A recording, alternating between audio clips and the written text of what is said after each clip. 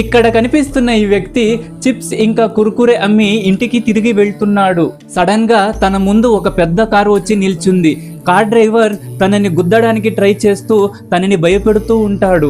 ఆ అబ్బాయి చాలా భయపడి, నేను పేదవాణ్ణి, నన్ను వదిలేయండి, సరుకు మొత్తం కింద పడిపోతుంది అని రిక్వెస్ట్ చేస్తాడు. అయినా కార్ డ్రైవర్ వినకుండా తనని భయపడుతూనే ఉంటాడు.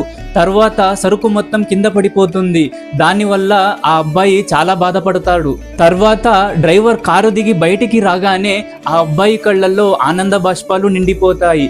ఎందుకంటే ఆ కారులో ఉన్న వాళ్ళు తన పాత ఫ్రెండ్స్. ముంబై నుంచి చాలా రోజుల తర్వాత వాళ్ళ ఊరికి తిరిగి వస్తుంటాడు.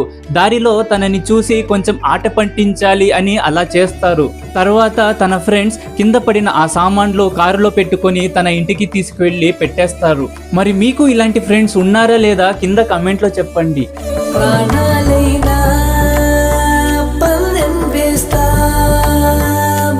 కాలం పంతం పట్టి నిన్ను వేధిస్తుంటే